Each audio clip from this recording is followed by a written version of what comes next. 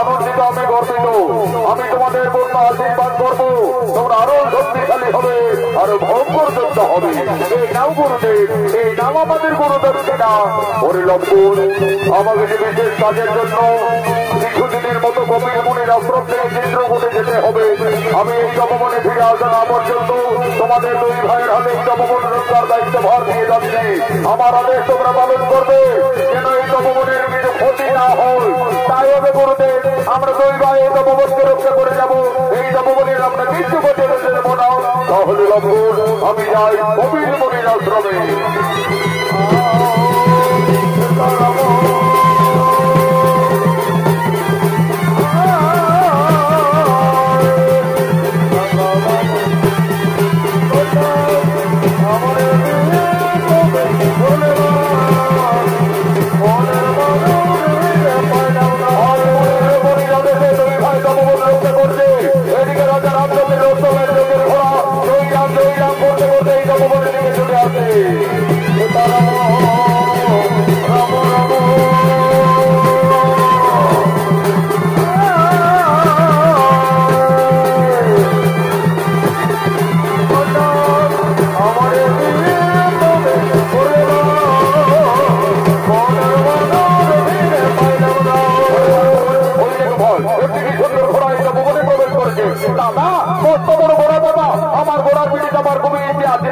আমি একটু গোড়ার পিঠে চাপবো দাদা, আমি একটু গোড়ার পিঠে চাপবো। একুশ নামো ভাই, নামো নামো নামো। ওই দেখো ওই ঘোড়ার কপালে কি লেখা আছে? কি লেখা আছে দাদা? ওই দেখো ভাই, এই ঘোড়ার কপালে লেখা রয়েছে এই ঘোড়া অযোধ্যার মহারাজ শ্রী রামচন্দ্রের রক্তমের যজ্ঞের ঘোড়া। এই ঘোড়া যতদূর যাবে ততদূর অযোধ্যার ঠিকানা বলে পরিচিত থাকবে। আর যদি কেউ বন্দী করে তাহলে রাজা শ্রী রামচন্দ্রের সঙ্গে যুদ্ধ করতে হবে। দাদা, এই ঘোড়া তো আমাদের গুরু বাল্মীকির তপবনে প্রবেশ করেছে। আমাদের তো গুরুদেব এই তপবন রক্ষার দায়িত্ব ভার দিয়ে কবির মুনির আশ্রমে গমন করেছে। চলো দাদা, আমরা এই ঘোড়া থেকে বন্দী রাখবো, প্রয়োজনে আমরা যুদ্ধই করবো। তবে তাই চলো ভাই, তাই চলো। ওরে অর্থ, তুমি আমাদের তপবনের বন্ধু, আমাদের সঙ্গে খেলা করবে। চলো ভাই বোন, আমাদের বন্ধু ঘোড়ার পিঠে চড়ে আমরা এই তপবনে ভ্রমণ করি।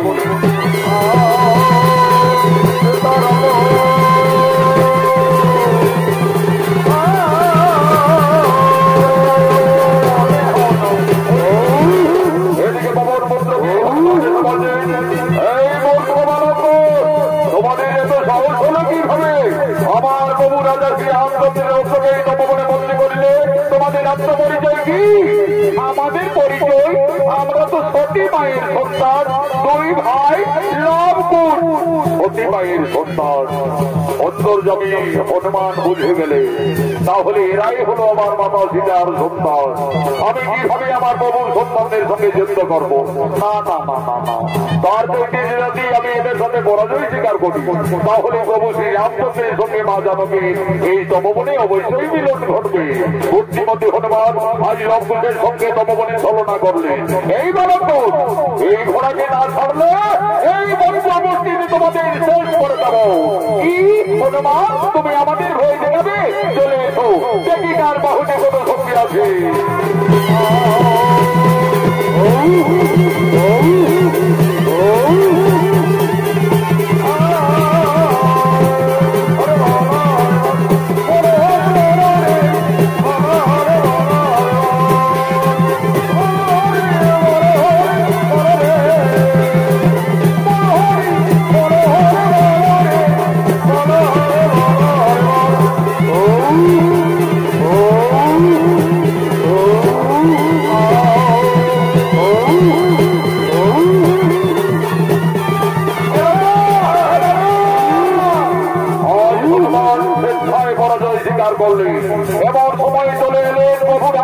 ভরত লক্ষণ শত্রুঘ্ন, এই বলো তো আমাদের অশ্বকে তোমরা এই তপবনে বন্দী করিলে কেন? তাহলে তুমি এই অযোধ্যার মহারাজ শ্রী রামচন্দ্র। হে বালক, তোমাদের অনুমান সত্য। আমি অযোধ্যাপতি ত্রিলোকজয়ী রাজা শ্রী রামচন্দ্র।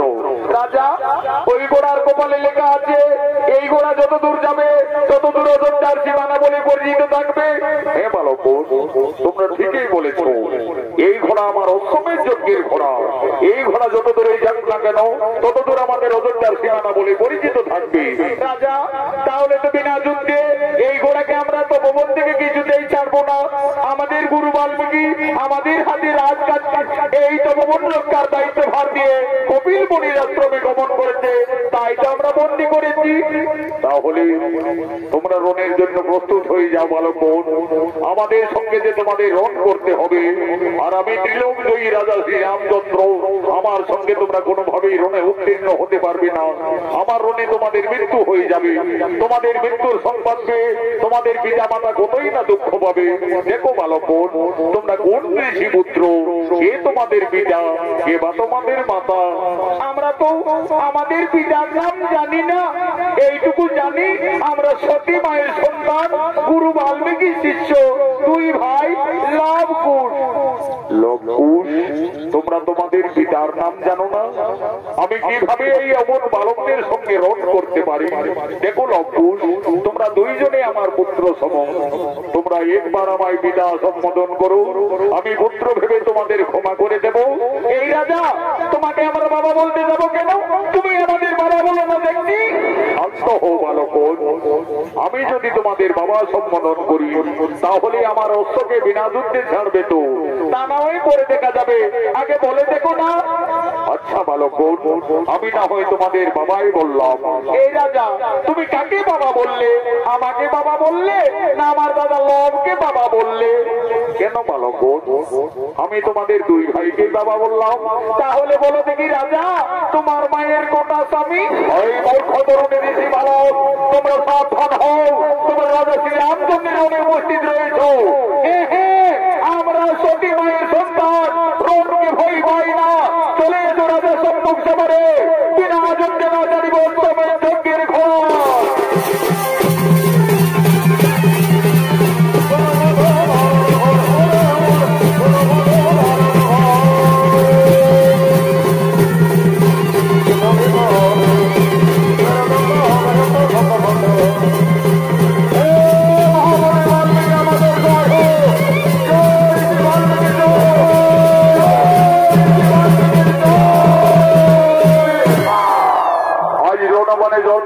করলেন রাজা রামচন্দ্র, ভরত লক্ষণ শত্রুঘ্ন সকলকে। এমন সময় যোগী বাল্মীকি কপিল মুনির আশ্রম থেকে ফিরে এসে দেখছে লঙ্কুশ তপবনে সর্বনাশ করে রেখেছে। ওরে শিষ্যগণ, ওরে লঙ্কুশ কোথায় তোরা? আমার বর্তমানে এইভাবে তপবনে। গুরুদেব, আমরা তো তোমার আদেশ পালন করে চলেছি গুরুদেব। এই তপবন রক্ষা করতে গিয়ে এই সমস্ত যোদ্ধাদের আমরা রণে পরাস্ত করে রেখেছি। ঋষি দাদু, ঋষি দাদু, আমরা একটি জান্ত হনুমানকেও পরাস্ত করে বন্দী করেছি। তোরা আবার হনুমান নাকি? কোথায় হনুমান বন্দী করেছো? ওইটা করেছি দাদু, ওই তপবনের বৃক্ষ ডালে। এই যে আমার পবন পুত্র বীর হনুমান তিনি বাবা, এই হনুমানের সঙ্গে ঝগড়া করেছো। ওরে লঙ্কুশ, এই রাজাদের না জেনে না শুনে কেন তাদের উপরে আঘাত করেছো? জানি গুরুদেব, ওই রাজা বলছে আমি অযোধ্যার মহারাজ শ্রী রামচন্দ্র, আমার অশ্বমেধ যজ্ঞের ঘোড়াকে বিনা যুদ্ধে ছেড়ে দাও। আমরা ছাড়িনি গুরুদেব, আমরা তোমার আদেশ পালন করে চলেছি। ওরে লঙ্কুশ, আমার আদেশ পালন করতে গিয়ে তোরা তো নিজেরাই নিজেদের এই সর্বনাশ করে নিয়েছিস। যা যা, তোদের মাতা সীতাকে তোরা তাড়াতাড়ি তপবনে ডেকে নিয়ে আয়। তোদের মাতা সীতাই বলবে ওই রাজার সঙ্গে তোমাদের পরিচয় কি। মা, তুমি তাড়াতাড়ি তপবনে এসো মা। ওরে লঙ্কুশ, তপবনে কি হয়েছে বাবারা? মা, আজ আমরা যুদ্ধে জয়ী হয়ে গেছি মা। একটি জান্ত হনুমানকে বন্দী রেখেছি। ওই লঙ্কুশ, কোথায় হনুমান বন্দী করিলে পুত্রগণ? ওই দেখো মাতা, ওই তপবনের বৃক্ষ ডালে বন্দী করে রেখেছি। ওরে লঙ্কুশ, এ তো পবন পুত্র, এই বীর হনুমানকে তোমরা কেন বন্দী করিলে বাবারা? লঙ্কুশ, ওই হনুমানকে তোরা মুক্তি করেছে। ওই হনুমান একদিন আমার মান রেখেছে, ওই হনুমান আমার জন্য লঙ্কায় কতই না দুঃখ পেয়েছে। দে বাবারা, হনুমানকে তোরা তাড়াতাড়ি মুক্তি করে দে। মা সীতা, ওদিকে তো বৃক্ষটালে হনুমানকেই দেখেছো, আর এই দিকে তাকিয়ে দেখো মা, তোমার সন্তানরা, তোমার স্বামী, তোমার দেবরদের সকলকে রণে জর্জরিত করে রেখেছে। ওরে লাভকুল, এ তোরা কি করিলি বাবারা? তোরা কাদের সঙ্গে যুদ্ধ করেছ, রণ করেছ? তোরা তো সকলই সর্বনাশ করে দিলে লাভকুল। আমার হাতের শাখা সীতার সিঁদুর আজ তো পবনে সকল মুছে দিলে বাবারা। বাবা, আমি আমার বনবাস জীবনে তোমার কাছে কিছুই কোনোদিনই চাইনি বাবা। আজ আমার দুই অবধ সন্তানে ক্ষমা করে আমার স্বামী এবং দেবরগণকে পুনরায় জীবিত করে দাও বাবা, জীবিত করে দাও। মা সীতা, তুমি কেঁদো না, তারা কেউ মারা যায়নি মা, তারা লবকুশের রণে পরাস্ত হয়ে অজ্ঞান অবস্থায় পড়ে আছে। আমি কমণ্ডলে জল হইতে সকলেরই জ্ঞান পুনরায় ফিরিয়ে দেব। ওম নমঃ সাহা, উঠো রাজা শ্রী রামচন্দ্র। ওম নমঃ উঠো বীর ভরত কুমার। ওম নমঃ সাহা, উঠো শত্রুঘ্ন। হে রাজা শ্রী রামচন্দ্র, তুমি আমার অবর্তমানে আমার এই তপবনে এসে আমার এই দুই তরুণ শিষ্যর সঙ্গে এইভাবে রণ করতে পারো না, এইভাবে যুদ্ধ মানাই না। মনে পড়ে রাজা, একদিন তুমি তোমার রানীকে কলঙ্কিনী ভেবে 5 মাসের গর্ভবতী অবস্থায় বনবাসে পাঠিয়েছিলে। তোমার এই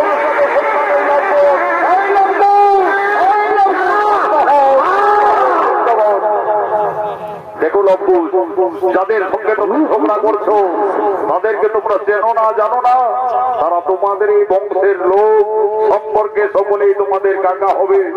আর যে রাজার সঙ্গে তোমরা রণে জর্জরিত, ওই রাজা শ্রী রামচন্দ্র হলো তোমাদের জন্মদাতা পিতা। গুরুদেব, ওই রাজা আমাদের জন্মদাতা পিতা? হে লম্বু, তোমরা তো রাজপুত্র। যাও অবিলম্বে তোমাদের ভুল স্বীকার করে করো জোরে দুই ভাই তোমাদের পিতার কাছে তোমরা ক্ষমা চেয়ে নেবে যাও। পিতা, পিতা আমাদের ক্ষমা করে দাও পিতা, আমরা ভুল করে রণ করেছি। ওরে লম্বু, আজ আমার মনে পড়েছে আমি যেদিন রাজপুষ্কুল বিনাশ করে লঙ্কার থেকে আমার সীতাকে অযোধ্যায় এনেছিলাম, সেই দিন রাবণের মাতা নিকোষা আমায় কেঁদে কেঁদে অভিশাপ দিয়েছিলেন। বলেছিলেন, ওরে রাজা রামচন্দ্র, আজ যেমন আমাকে পুত্র সঙ্গে কাঁদতে হচ্ছে, আমিও তোমাকে অভিশাপ দেব। তুমি স্ত্রীলোক জয়ী হলো, একদিন না একদিন তোমার পরাজয় নিশ্চিত থাকবে তোমার পুত্রের হাতে। আজ আমার সেই অভিশাপের কথা মনে পড়েছে লম্বু। তোমরাই আমার পুত্রগণ, এসো বাবারা আমার পক্ষে এসো। মা জানকী, আর তুমি কেঁদো না মা, তোমার বনবাস জীবন শেষ হয়ে গেল। যাও মা, তোমার পরিবারের সকলেই তোমার অপেক্ষায় দাঁড়িয়ে রয়েছে। রাজা শ্রী রামচন্দ্র মা সীতাকে একদিন কলঙ্কিনী দ্বিচারিণী ভেবে 5 মাসের গর্ভবতী অবস্থায় বনবাসে পাঠিয়েছিলেন। ঋষি বাল্মীকির আশীর্বাদে ফিরে পেলেন তার স্ত্রী পুত্রদের। আনন্দ হলো, জয় জয়কারে রামভক্ত পবন পুত্র বীর হনুমান বলছেন, বলো বলো সীতামণি রাজা শ্রী রামচন্দ্র কি।